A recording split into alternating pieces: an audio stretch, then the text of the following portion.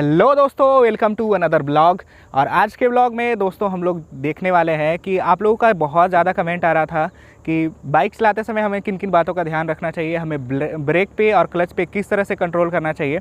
बहुत सारे लोगों का रिक्वेस्ट आ रहा था कि सर इस टॉपिक पे आप एक वीडियो ज़रूर से बनाइए कि जब हम बाइक चला रहे होते हैं तो पहले स्टॉपिंग करते समय आपको पहले क्लच लेना है या फिर पहले ब्रेक लेना है। चलाते समय अगर बहुत ज़्यादा आप क्लच का या फिर ब्रेक का उपयोग कर रहे हैं तो उस पर आपका इंजन पे और साथ ही साथ माइलेज पे क्या असर पड़ता है, ये सारी चीज़ें आपको आज इस वीडियो में देखने को मिलेंगी। तो वीडियो में आप लास्ट तक बने। तो चलिए इस वीडियो को शुरू करते हैं। तो दोस्तों अगर आप इस चैनल पर नए हैं तो इस चैनल को जरूर से सब्सक्राइब कर लें। तो चलिए इस वीडियो को शुरू करते हैं।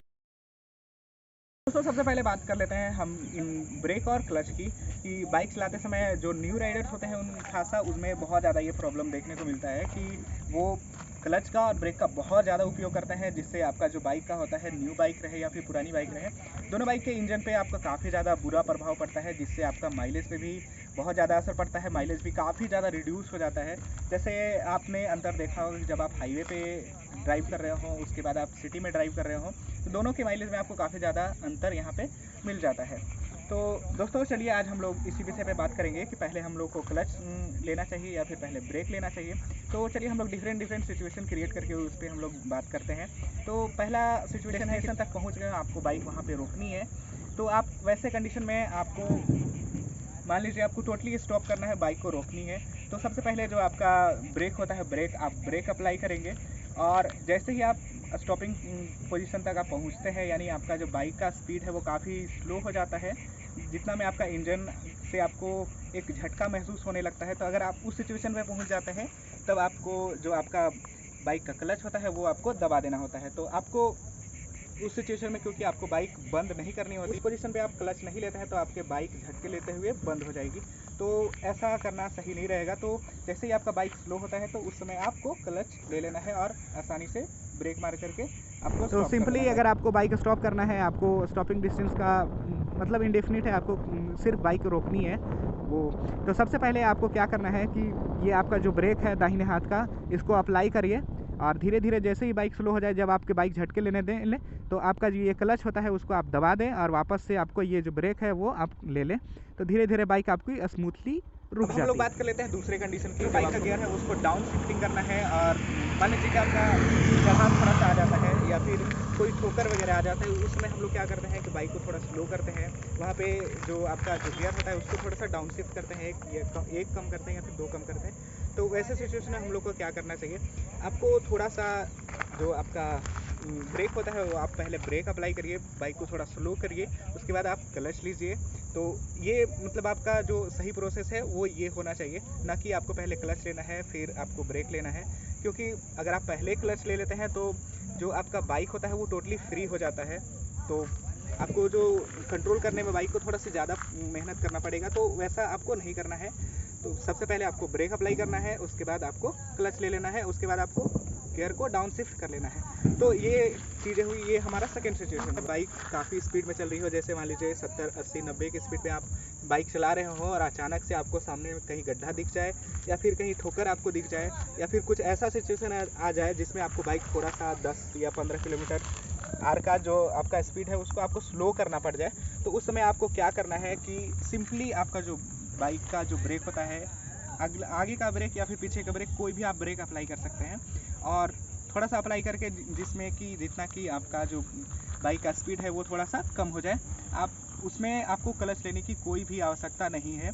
अगर आप जनरली जो नए बाइकर्स होते हैं उनका यही गलती होता है कि जब आप बहुत ज़्यादा स्पीड में हो और उसमें आप क्लच ले लेते हैं तो आपका और आपके बाइक का जो मोमेंटम होता है वो कंटिन्यू हो जाता है और आपको ब्रेक अप्लाई करने में काफ़ी ज़्यादा परेशानी सामना करना पड़ता है और जिससे कि आपका ब्रेक शू भी काफ़ी ज़्यादा खिंचता है। तो दोस्तों ये सारी चीज़ें हैं, तो नए बाइकर्स खास करके ये सारी गलतियां करते हैं। तो ऐसे सिचुएशन में बाइक को आप वैसे आसानी से कंट्रोल नहीं कर सकते हैं। तो चलिए ये तो था हमारा तीसरा कंडीशन। और चौथा कंडीशन के बारे में बात कर लेते हैं।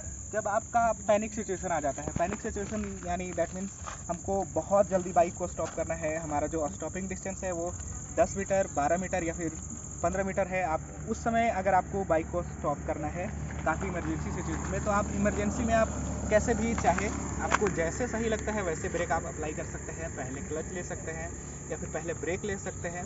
तो अगर उस सिचुएशन में आप अगर जे अच्छे बाइकर हैं, आपको चलाने का अच्छा एक्सपीरियंस है, तो उस सिचुएशन में आपको पहले वहाँ पे भी आपको पहले ब्रेक लेना है, ब्रेक अप्लाई करना है। उसके थोड़े अंतराल के बाद या 1 या 2 सेकंड के बाद आपको क्लच प्रेस करना है। पहले ब्रेक अप्लाई करते हैं तो जो इंजन से व्हील का जो पावर ट्रांसफ़र होता है वो आपका बहुत जल्दी डिक्रीज हो जाता है, और उसके बाद आप क्लच लेते हैं तो बाइक आपको बहुत ज़्यादा कंट्रोल हो जाएगा।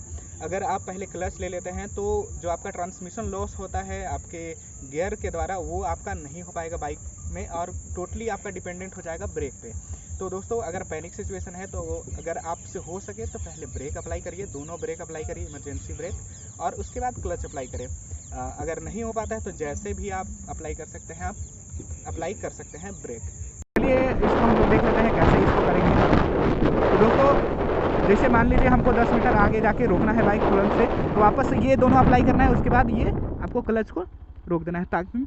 तो जैसा कि आपने देखा कि ये बाइक काफ़ी स्मूथली आपकी रुक गई है। तो इस तरह से आप पैनिक सिचुएशन में थोड़ा सा। दोस्तों, ये तो था हमारा क्लच और ब्रेक का यूज़। के पहले हम लोग क्लच का उपयोग करेंगे या फिर ब्रेक का यूज़ करेंगे। अब हम लोग बात करें ज़्यादा ब्रेक लेने से और ज़्यादा क्लच लेने से माइलेज पे क्या असर पड़ता है। तो ये सारे क्लच और ब्रेक का यूज़ के लिए आपको थोड़ा सा प्रैक्टिस का ज़रूरी पड़ता है। जैसे ही आप धीरे धीरे एक्सपीरियंस होते जाते हैं तो आपका जो हाथ होता है और पैर का जो मूवमेंट होता है वो अपने आप होने लगता है, काफ़ी वो यूज़ टू हो जाता है आपका। तो ये थोड़ा सा प्रैक्टिस के बाद आपका वो सारी चीज़ें सही हो जाती हैं।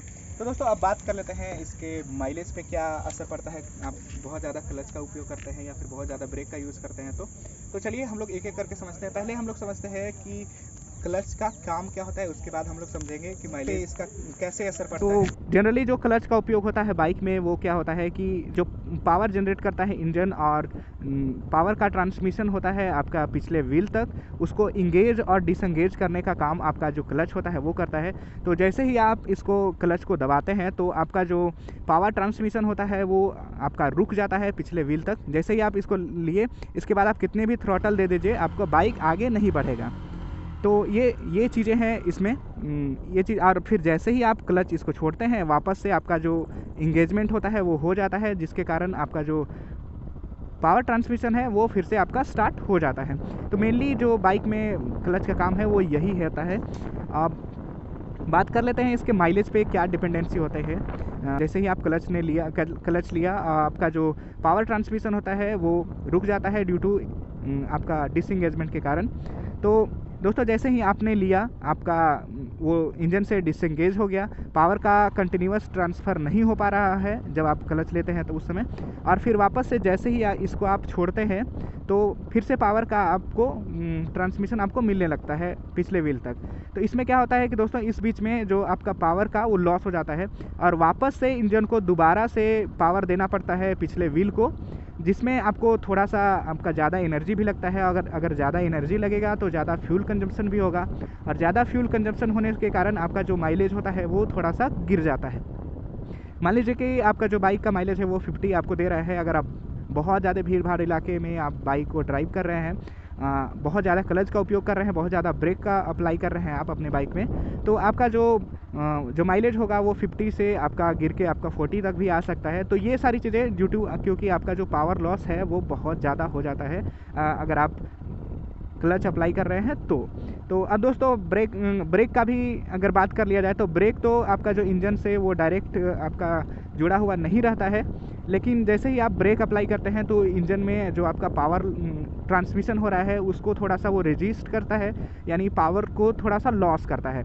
और फिर जैसे ही आप थ्रोटल देते हैं तो वापस से इंजन को क्या है कि पिछले व्हील को पावर देना पड़ता है ताकि फिर से बाइक का जो मोमेंटम है वो बना रहे। वापस से आपको पावर देना पड़ता है बार बार, तो जिसके कारण आपका फ्यूल कंजप्शन भी थोड़ा सा ज़्यादा बढ़ जाता है और माइलेज भी थोड़ा सा घट जाता है, क्योंकि आपका फ्यूल कंजम्पशन बढ़ेगा तो ऑब्वियस है आपका माइलेज घटेगा ही घटेगा।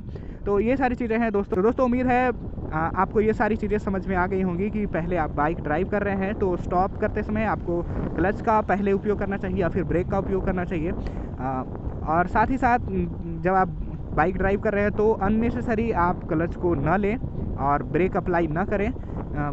दोस्तों बहुत सारे लोगों को देखते हैं कि वो हाफ क्लच लेकर के बाइक को ड्राइव करते हैं, इससे भी आपका इंजन में आपको काफ़ी ज़्यादा बुरा प्रभाव पड़ता है। तो ये सारी चीज़ें आप ना करें। अरे यहीं तक अगर ये जानकारी आप लोगों को अच्छी लगी हो तो वीडियो को लाइक करें, कमेंट करें और अपना अनमोल सुझाव हमको ज़रूर से दें कि आपके ये सारी चीज़ों को, वीडियो को और बेहतर बनाने में हम क्या कर सकते हैं।